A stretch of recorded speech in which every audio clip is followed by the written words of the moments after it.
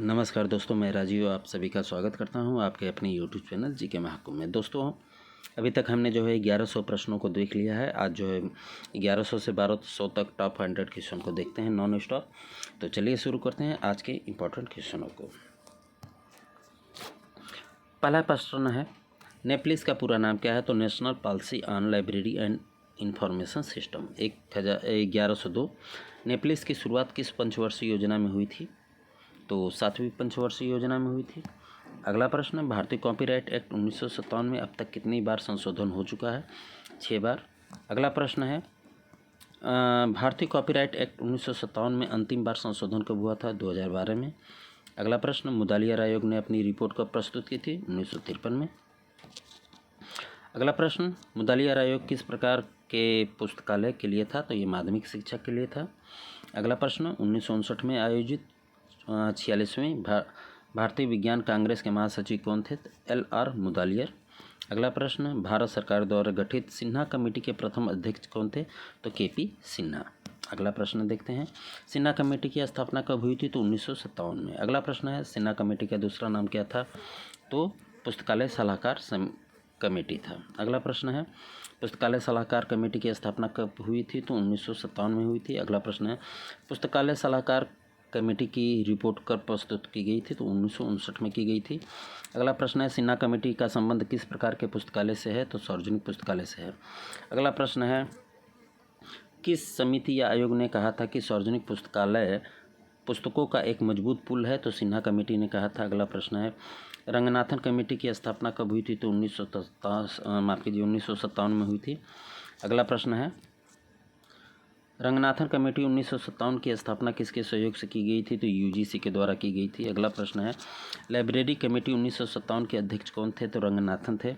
अगला प्रश्न, किस समिति ने सार्वजनिक पुस्तकालयों को ग्रंथालयों का गतिहीन संग्रह कहा था? तो सिन्हा कमेटी में। अगला प्रश्न है, किस कमेटी ने महाविद्यालय के लिए 200 रुपये प्रति शिक्षक और 15 रुपया प्रति विद्यार्थी के सूत्र की अनुशंसा की थी? तो रंगनाथन महोदय ने की थी। अगला प्रश्न है, UGC की लाइब्रेरी समिति ने प्रति व्यक्ति खर्च का सुझाव किसके लिए दिया था? तो पुस्तक और पाठ्य सामग्री के लिए। अगला प्रश्न है, रंगनाथन समिति किस प्रकार के पुस्तकालयों के लिए गठित की गई थी? तो ये विश्वविद्यालय और महाविद्यालय पुस्तकालयों के लिए। अगला प्रश्न है, रंगनाथन समिति की रिपोर्ट कब प्रकाशित हुई? तो 1965 में। अगला प्रश्न है, रंगनाथन समिति की रिपोर्ट किस शीर्षक के तहत प्रकाशित हुई थी? तो विश्वविद्यालय और महाविद्यालय पुस्तकालयों के विकास के लिए। अगला प्रश्न है, कोठारी आयोग की स्थापना कब हुई थी? तो 1964 में। ट्रिपल RLF की स्थापना किसने किया था? तो संस्कृत मंत्रालय के भारत सरकार ने। अगला प्रश्न है, ट्रिपल RLF एक्ट किस एक्ट के तहत पंजीकृत है? तो ये Paschim Bangal society registration of act 1961 के तहत। 1961 नहीं है दोस्तों, ये 1861 है। 1861 है, इसको थोड़ा देख लीजिएगा। अगला प्रश्न है, ट्रिपल RLF की शुरुआत कब हुई थी? तो 20 मई 1972 को हुई थी। अगला प्रश्न है, ट्रिपल RLF का रजिस्ट्रेशन कब हुआ था? तो 22 मई 1972 को हुआ था, लेकिन इसकी स्थापना 20 को की गई थी।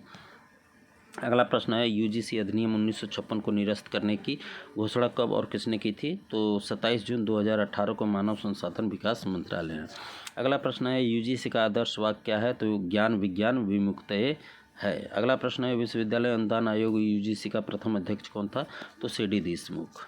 अगला प्रश्न है, UGC का वर्तमान यानी कि अभी तक अध्यक्ष जो है कौन थे? तो M जगदीश कुमार। अगला प्रश्न है, UGC का विज्ञान सूचना केंद्र कहाँ स्थित है? तो भारतीय विज्ञान संस्थान बेंगलुरु में है। अगला प्रश्न है, भारतीय शिक्षा का नवीनीकरण और कायाकल्प पर सलाह देने के लिए कौन सी समिति बनाई गई थी? तो प्रोफेसर यशपाल समिति। अगला प्रश्न है, यशपाल समिति का गठन कब किया गया था? तो 1992 में किया गया था। अगला प्रश्न है, यशपाल समिति की रिपोर्ट कब प्रकाशित हुई थी? तो 1953 में की गई थी। अगला प्रश्न है, राजा राम मोहन राय का जन्म कब हुआ था? तो 22 मई 1972 को हुआ था। अगला प्रश्न है, ट्रिपल RLF का पूरा नाम क्या है? तो राजा राम मोहन राय लाइब्रेरी फाउंडेशन है। अगला प्रश्न है, ट्रिपल आरएलएफ के कितने क्षेत्रीय कार्यालय हैं? तो 4 हैं। अगला प्रश्न है ट्रिपल आरएलएफ के क्षेत्रीय कार्यालय कहाँ कहाँ हैं? तो नई दिल्ली में है, मुंबई है, चेन्नई है, असम है।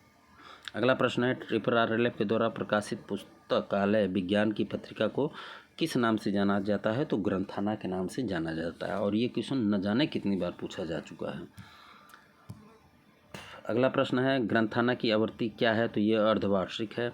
अगला प्रश्न है ग्रंथाना का प्रकाशन कब से हो रहा है? तो 1990 से हो रहा है। अगला प्रश्न है ग्रंथाना का प्रकाशन कौन करता है? तो ये ट्रिपल आरएलएफ करता है। अगला प्रश्न है directory of public library India का प्रकाशन कौन करता है? तो ये ट्रिपल आरएलएफ करता है। अगला प्रश्न है ट्रिपल आरएलएफ का संबंध किन पुस्तकालयों से है? तो ये सार्वजनिक पुस्तकालयों से है।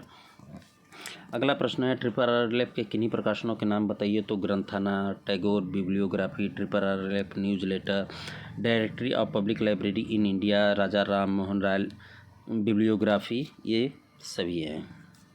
ये प्रकाशन है ट्रिपल आरएलएफ के। अगला प्रश्न है सार्वजनिक पुस्तकालयों के लिए निर्देशिका का निर्माण कौन करता है? तो ट्रिपल आरएलएफ करता है। अगला प्रश्न देखते हैं भारत में 9,000 ध्यान दीजिएगा, भारत में 9,000 पुस्तकालयों को जोड़ने के लिए 1,000 करोड़ की योजना की अवधारणा के साथ कौन सा गठन किस संगठन का जो है निर्माण हुआ या जुड़ा हुआ है? तो ट्रिपल आरएलएफ। अगला प्रश्न है यूजीसी की स्थापना किसने की थी? तो मौलाना अब्दुल कलाम आज़ाद ने। अगला प्रश्न है 151 छात्रों पर अकादमिक बोझ को कम करने के लिए उचित तरीके और उपाय सुझाने के लिए किस समिति का गठन किया गया था? तो प्रोफेसर एसपाल समिति।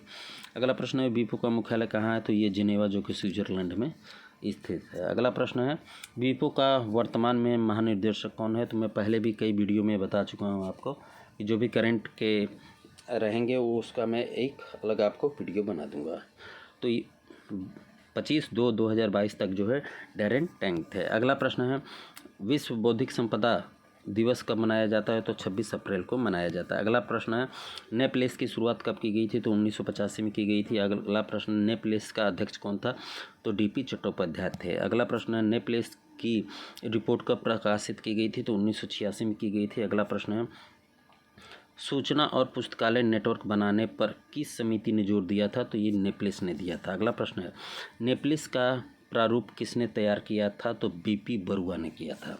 अगला प्रश्न है नेप्लेस की स्थापना किसके द्वारा की गई थी? तो ये ट्रिपल आरएलएफ के द्वारा की गई थी। अगला प्रश्न है नेप्लेस की रिपोर्ट 1986 में संयुक्त रूप से किसको प्रस्तुत की गई थी? तो ट्रिपल आरएलएफ और आईएलए को। अगला प्रश्न है नेप्लेस समिति की नियुक्ति किसने की थी? तो ये संस्कृति मंत्रालय भारत सरकार ने किया था। अगला प्रश्न है वीपो किस संस्था से संबंधित है? तो ये संयुक्त राष्ट्र संघ से संबंधित है। अगला प्रश्न है संयुक्त राष्ट्र संघ की स्थापना कब हुई थी? तो 24 अक्टूबर 1945 को की गई थी। अगला प्रश्न है संयुक्त राष्ट्र संघ का मुख्यालय कहाँ स्थित है? तो ये जनेवा में स्थित है। अगला प्रश्न है प्रतिलिप्यधिकार या कॉपीराइट का संबंध किससे है? तो प्रिंटिंग प्रेस से है। अगला प्रश्न है 1986 में यूजीसी का अध्यक्ष कौन था? तो प्रोफेसर एसपाल। अगला प्रश्न है committee on national network system for university library कब बनी? तो 1988 में। अगला प्रश्न है curriculum development committee on library and information science का अध्यक्ष कौन था? तो पीएन कोला। अगला प्रश्न है थोड़ा लंबा प्रश्न है यूजीसी ने 1997 में विश्वविद्यालय और कॉलेजों के अकादमिक कर्मचारियों के वेतनमान और करियर के उन्नति के संशोधन पर विचार करने के लिए किसकी अध्यक्षता में एक समिति नियुक्त की थी? तो प्रोफेसर आरपी रस्तोगी की अध्यक्षता में। अगला प्रश्न है UGC model curriculum library and information science समिति की स्थापना कब हुई थी? तो 2001 में। अगला प्रश्न है एक विश्वविद्यालय और मानव शरीर के बीच समानता बनाते समय छात्र और विश्वविद्यालय का शरीर है, शिक्षक आत्मा होता है और पुस्तकालय हृदय होता है, यह बात किसने की थी? तो ये सीडी देशमुख ने कहा था। अगला प्रश्न है विश्वविद्यालय पुस्तकालय समिति का अध्यक्ष कौन होता है? तो कुलपति होता है। अगला प्रश्न है विश्वविद्यालय पुस्तकालय समिति का सदस्य सचिव कौन होता है? तो पुस्तकालय अध्यक्ष होता है।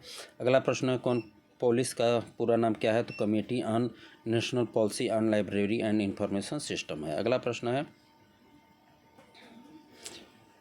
कौन पॉलिस का गठन कब हुआ था? तो 7 अक्टूबर 1985 को हुआ था। अगला प्रश्न है गुड ऑफिस कमेटी की स्थापना किसके लिए की गई थी? तो ये विदेशी पत्रिकाओं के अंशदान से उत्पन्न समस्या को दूर करने के लिए की गई थी। अगला प्रश्न है COG का पूरा नाम क्या है? तो गुड ऑफिस कमेटी है। अगला प्रश्न है लाल समिति मुख्य रूप से किससे संबंधित थी? तो ये एमलिप्स साइंस यानी कि master of library information science से है। अगला प्रश्न है WCT का पूरा नाम क्या है? तो world intellectual property organization copyright trustee.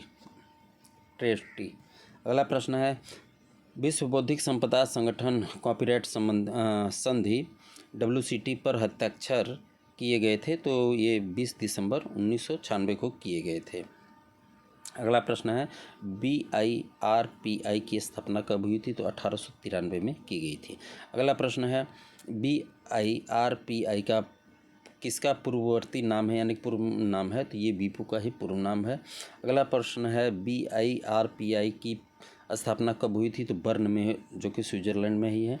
अगला प्रश्न है BIRPI को जिनेवा में कब हस्तांतरित किया गया था? तो 1960 में किया गया था। अगला प्रश्न है BIRPI का नाम बीपू कब कर दिया गया? तो 1970 में कर दिया गया।